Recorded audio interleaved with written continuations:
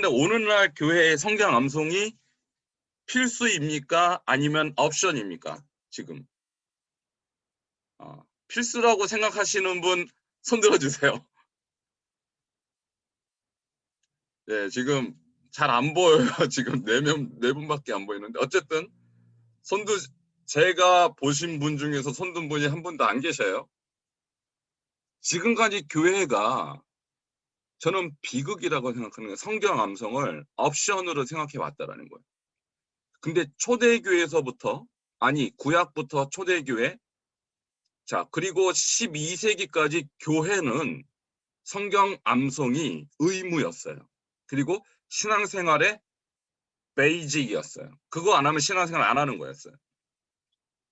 근데 지금 우리가 믿는 기독교, 우리가 믿는 예수 그리스도를 따르는 길은 사실 성경 암송을 강조하지 않습니다. 자, 여기 한번 제가 테마로 뭐라고 썼냐면 우리가 잃어버린 초대교회의 영적 유산, 성경 암송의 능력을 회복하라. 저는 이렇게 제가 부제를 썼는데 우리가 잃어버린 게 뭐냐면 성경 암송을 교회사에서 잃어버렸습니다. 자, 결과가 뭘까요? 예수는 믿는데 능력이 없어요. 교회는 다니는데 변화가 없어요.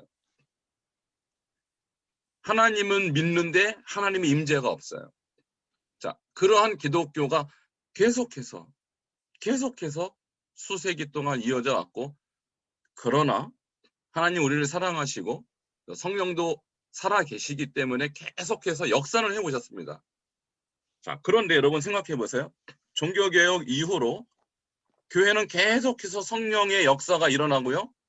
17세기, 18세기 진젠도르프 백작에 의하여 경건운동이 일어났죠. 근데 그것이 100년 만에 또 사라졌습니다. 그 이후에 또 웨슬리의 부흥운동이 일어났죠. 그것도 200년 후에 또 사라졌습니다.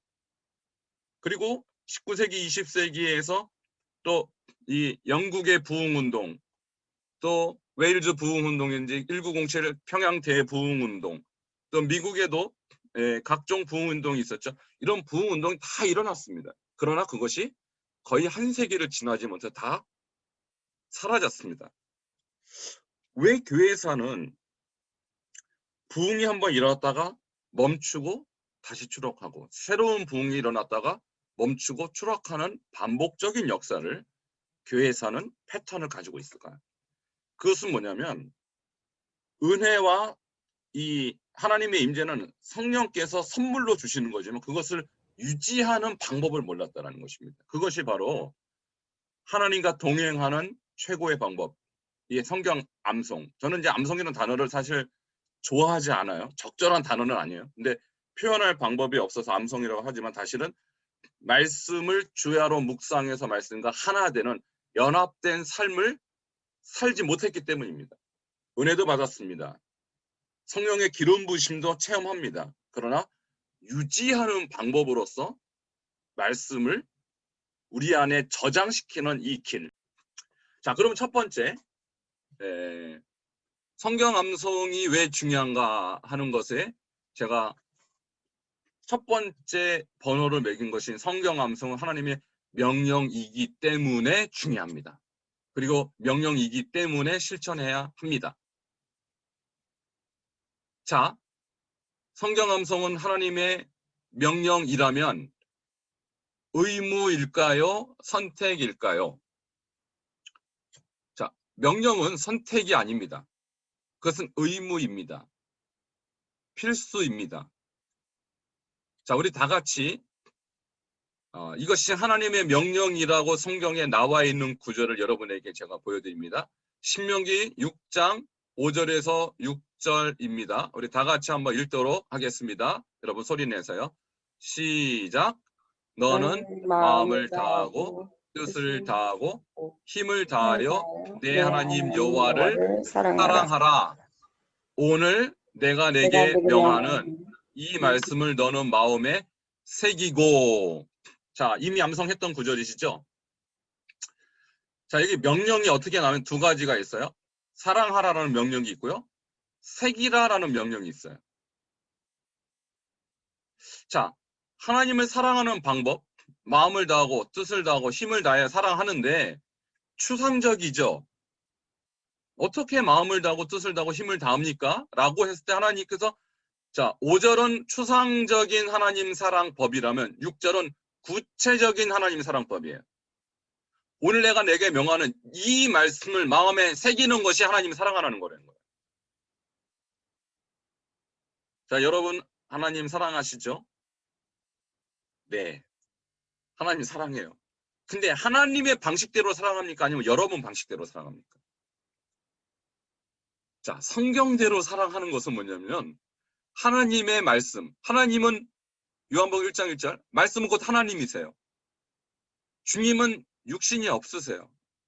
하나님 오직 말씀으로만 존재하세요. 그래서 그분을 사랑하는 유일한 방법은 말씀이신 하나님을 마음에 새겨 넣는 것이 하나님 사랑하는 가장 최선의 방법이라는 거예요. 물론 우리가 교회도 가고 또 헌금도 하고 섬기고 봉사하고 이거 하나님 사랑하는 방법이 맞습니다. 근데 최우선의 하나님 방법은 성경대로 말하면 하나님 말씀을 마음에 새긴다라는 거예요. 근데 이 새기다가요, 영어로 보면 be라고 나와 있어요. be. 여러분 비동사 아시죠? 존재를 말하는 것입니다. 다시 말하면 이 말씀이 너의 안에, 너의 마음 안에 존재가 되고 해요. 이 말씀 굉장히 충격적인 말씀입니다. 지금까지 여러분 말씀을 읽기도 하고 보기도 하고 듣기도 하고 공부도 했지만 말씀이 여러분의 존재가 되었습니까? 이것은 그러니까 암송하다라는 개념을 훨씬 뛰어넘는 개념이죠. 암기하다가 아니죠, 사실은. 다시 말하면 여러분과 말씀이 하나가 되라는 거예요. 일체화가 돼서 여러분이 걸어다니는 곳이 곧 하나님 말씀이 걸어다니게 하라. 여러분이 워킹 바이블이 돼야 되는 거예요. 그래서 여기 지금 여러분의 이름이 쫙 나와 있는데 우리 김은성 자매님이 곧 걸어다니는 성경이 되게 하라는 거예요. 우리 리미야 자매님이 걸어다니는 성경이 되어야 된다는 거예요. 아멘이십니까? 아멘. 아멘. 굉장한 요구예요. 굉장한 요구예요. 이것은 좀 말씀을 몇 절 암송했다 수준을 넘어서는 개념이에요. 자, 우리 다 같이 한번 고백하겠습니다. 나는 말씀을 마음에 새기겠습니다. 나는 말씀을 나는 마음에 말씀을 새기겠습니다. 나는 말씀이 되겠습니다. 나는 말씀이 되겠습니다. 비동사는 되는 것을 말하는 거거든요. 근데 히브리어는 비동사를 좀 더 강력하게, 이 동적인 사고이기 때문에 be 정도가 아니라 become 정도의 개념이에요. become, 되다야 되다. 내가 말씀이 되는 거예요. 내가 걸어다니는 성경이 되는 거예요. 이것이 바로 하나님이 우리에게 명령하신 하나님을 사랑하는 방법으로서 이 말씀을 제시했습니다. 자, 권혁승 교수님, 서울신대 교수님이세요. 이분이 고대 이스라엘의 가정생활이라는 책을 썼는데 이 책에서 이 하야, 방금 얘기한 이 비동사 하야를 히브리어로 제가 하야라고 했죠. 이 하야를 어떻게 설명했냐면 여기서 마음에 두다라는 의미는 관용적으로 암기하다를 의미하는 것으로 이해되었다. 이것은 유대인들이 그렇게 이해했다는 거예요. 따라서 그 말씀이 자신의 생각을 지배하고 전 존재가 말씀의 지배를 받게 된다. 또한 말씀을 마음에 새기는 것은 하나님의 계명이 항상 마음에 있어서 그 말씀이 자기화됨을 의미한다. 이렇게 말했어요. 자기화되는 거예요.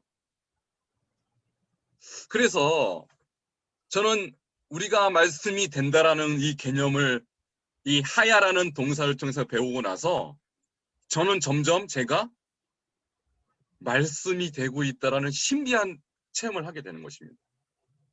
그래서 저는 이제 인간 신제역이 아니고 하나님의 말씀의 존재의 한 부분으로서 하루하루 살아가는 거예요. 여러분 놀랍지 않습니까? 저는 여러분이 이제 말씀을 한 구절 암송하면 여러분이 그만큼 말씀이 된 거예요. 근데 100구절을 암송하면 100구절만큼 암송이 하나님의 말씀화된 거예요. 이제 1000절을 암송하면 1000절만큼 말씀화된 거예요. 그래서 저희가 지금 지난 7월 1일부터 창세기부터 계시록까지 중에서 중요한 말씀 1189절을 뽑았습니다. 왜 1189절이냐? 성경이 66권이고요. 1189장으로 구성되어 있습니다. 그 중에서 상징적으로 중요한 1189절을 뽑아서 이제 약 7년 정도의 시간을 가지고 암송을 이제 시작합니다. 그러니까 여러분도 이미 그 안에 들어가 계신 거예요. 7년이라는 시간이 길면 길고 짧으면 짧지만 그 7년 후에 여러분은 이제 말씀이 되어 있는 거예요. 걸어다니는 성경이 되어 있는 거예요. 놀라운 비전입니다. 자, 그렇게 사는 사람이 이 세상과 타협하고 살겠습니까? 그렇게 말씀이 된 사람이 마음껏 죄를 짓고 살겠습니까? 그렇지 않습니다. 견고한 삶을 살게 되는 것이고요. 능력 있는 삶을 살게 되는 것입니다. 자, 여러분 모두가 7년 이후에 영적 거장이 될 것을 저는 기대합니다. 아멘. 네. 여러분 기대하십시오. 아멘. 자, 그러면 이 쉐마 본문, 방금 이 하나님이 말씀 암송을 명령하신 이 쉐마 본문을 자세히 보면요, 조금 더 아주 특이한 부분을 발견할 수 있는데, 이것이 히브리어인데 여러분 다 읽을 수 있으시죠? 아, 못 읽으시나요? 제가 대신 읽어드리도록 하겠습니다.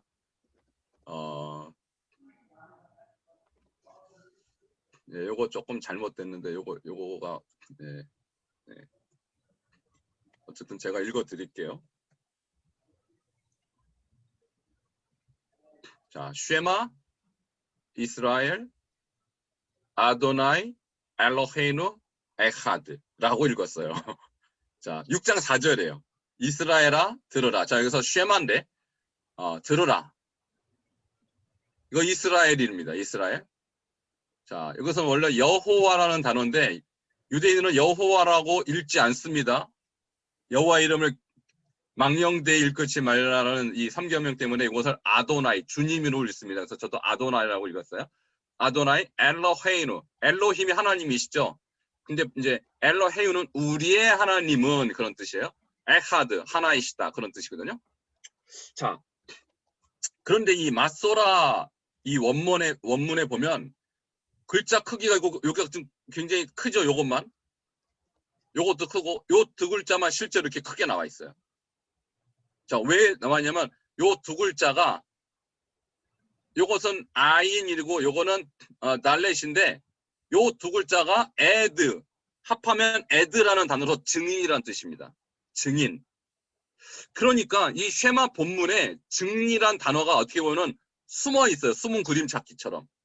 자, 이것은 뭐냐면 신명기 6장 4절은 유일하신 여호와 하나님을 사랑하라는 명령과 함께 이 쉐마 본문을 암송함으로써 하나님의 유일성을 다른 사람에게 증거하는 증인이 되라는 사명 선언서라는 거예요. 그러니까 쉐마 명령은 암송 명령뿐만 아니라 증인이 되라는 명령이에요. 그래서 유대인들이 아침과 저녁에 일어날 때와 잘 때 이 말씀을 꼭 한 번씩 우리 주기도문 하듯이 그렇게 꼭 암송을 해요. 왜냐하면 그들의 신앙 고백이기 때문에. 그래서 어느 율법사가 예수님께 묻죠. 가장 큰 계명이 뭐냐고. 근데 예수님이요, 본인도 늘 암송했던 요 구절로 대답을 하십니다. 마음을 다하고 뜻을 다하고 힘을 다하여 내 하나님 여호와를 사랑하라. 이것이 크고 첫째 되는 계명이다. 바로 요 신명 6장 4절, 5절을 가지고 대답을 하셨어요. 예수님도 매일 이것을 아침 저녁 암송하셨다는 것이죠. 자, 그래서 이 쉐마 본문은 암송 명령 플러스 증인 명령. 우리도 이 쉐마를 유대인의 말씀뿐만 아니라 우리의 말씀이에요. 그래서 우리도 하나님을 이 사랑하는 이 명령뿐만 아니라 암송 명령에 순종하고 또 증인이 되는 여러분 그런 명령으로 이 말씀을 받아들이시길 바랍니다. 자, 그러면 두 번째 이 신명기 6장 7절에 보면 마음에 새기고는 부모를 향한 명령이었어요. 부모. 자, 우리 부모들이 마음에 새기고 두 번째 내 자녀에게 부지런히 가르치면 이것을 샤난이라는 동사로 쓰여져 있습니다. 히브리어로 샤난, 이것도 명령이죠. 자, 그런데 이 샤난이라는 단어가 어떤 뜻이냐면 영어 NLT 버전은 repeat them again and again. 자, repeat이 뭐죠? 반복이란 뜻이죠. 그래서 이 샤나는 뭐냐면 부지런히 가르치는 것이 반복 교육을 말하는 것입니다. 자, 여러분 자녀들에게 신앙교육 또는 교회에서 우리 학생들에게 신앙교육 시킬 때, 자, 한 번 가르치면 애들이 들을까요? 두 번 가르치면 들을까요? 세 번 가르치면요? 네 번 가르치면? 그럼 어떻게 하죠? 네 번 가르쳐도 안 들으니까 보통은 포기합니다. 이 망할 것들, 이 강팍한 놈들, 내가 네 번이나 말하는데 안 들어? 근데요, 주님이 부모들에게 이 자식들을 가르칠 때 부지런히 가르치자고 했을 때 이 부지런히라는 개념은 돌덩어리를 바늘처럼 날카롭게 만들어서 송곳으로 콕콕 찌르듯이라는 뜻이에요. 여러분, 바위를 송곳으로 만들면 얼마나 반복해서 갈아야 합니까? 셀 수가 없겠죠. 그러니까 여기서 이 반복의 이 repeat them again and 여기서 repeat은요, 수만 번, 수십만 번이 될 때까지. 근데 여러분 겨우 3-4번 가르쳤는데 우리 애들은 말을 안 들어요. 그건 여러분 직무유기입니다. 불순종한 거예요, 그것은. 부지런히 가르친 것이 아닙니다. 그래서 자녀들에게 그렇게 반복하고 반복하면 어떤 현상이 일어나냐? 아이들이 하도 닳고 달아서 외워버려요. 그래서 유대인들이 성경을 암송하는 방법이요, 너 외워 하면서 외우는 게 아니에요. 부모들이 계속 들려줍니다. Again and again. 계속해서 반복한 결과 애들이 듣고 암송하는 거예요. 자, 그러면 그렇게 반복한 샤난의 결과가 뭐냐면 4살부터 이 반복을 시작합니다. 그래서 13살이 되면 소위 말하는 성인식 같은 것을 해요. 그것을 바르 미츠바라고 하는데, 이 바는 아들이란 뜻이고 미츠바는 계명이란 뜻이에요. 그러니까 13살이 되면 계명의 아들 선포식을 합니다. 그때 아이들이 모세오경 전체 5845절을 다 암송합니다. 안 놀랍습니까, 여러분? 놀라시는 표정이 별로 없으시네요. 10년 동안 모세오경을 싹 다 외워버리는 거예요. 어떻게 해요? 샤난으로. Again and again. 반복하고 반복하고 또 반복해요. 그래서 13살 때쯤 되면 아이들이 이미 정신적으로 성인이 돼 있어요. 그래서 성인식이라고 해요. 근데 우리 한국 사람들은 몇 살 때쯤 돼야 성인이라고 그러죠? 성년의 날이 18, 20살, 만으로 몇 살입니까? 20살입니까? 19살입니까? 19. 19살. 우리는 19이나 돼야 철이 들어요. 근데 그때 철 들으면 다행이죠. 요즘은 30 돼도 철이 안 들어요. 근데 유대인은 13살 되면 철이 들 만큼 듭니다. 그것은 뭐냐면 말씀이 들어가서 그렇기 때문에. 그들의 사고관 안에 하나님 사고관, 히브리 사고관이죠. 하나님 중심, 말씀 중심, 절대주의 사고가 그 안에 들어가 버리는 거예요. 그러니까 그때부터 하나님의 말씀의 자녀가 되는 것이죠. 그래서 유대인 중에서 두 부류의 부모가 있어요. 바로 미츠바 때 모세오경을 자녀들이 암송하게 만든 부모가 있고요. 그것을 못 암송하도록 지도를 못한 부모가 있어요. 그러니까 샤난을 성공한 부모가 있고 샤난을 실패한 부모가 있는데, 샤난의 성공한 부모가 유대인으로서는 성공한 거예요. 무슨 하버드를 보내고 그것이 아닙니다. 근데 우리는 우리 아들이 서울대 갔습니다. 그러면 성공한 부모가 되죠. 자, 근데 그 아이가 그 안에 말씀이 안 들어있으면 실패한 것입니다.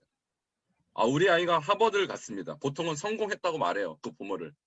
근데 자녀 안에 이 계명, 말씀이 들어가 있지 않으면 실패한 겁니다. 물론 이것을 우리가 몰랐기 때문에 우리 자녀들을 공부시키는데 최선을 다하셨어요. 그럼 부모의 마음으로서 여러분 인생에 올인하셨어요. 근데 우리가 몰라서 그랬던 거예요. 이제는 하나님의 말씀이 들어가게 하고 그들이 하나님의 계명의 아들이 되게 하는 거, 우리 자녀가, 그것이 명령이에요. 그것이 하나님의 자녀를 향한 성경 암송 명령이에요. 자, 유대인은 14세부터 18세까지 이제 탈무드는 바로 모세오경의 해설서입니다. 해설서. 그래서 그들이 지금 모세오경을 암송하고 탈무드를 암송하면요, 당해낼 사람이 없고 당해낼 민족이 없습니다.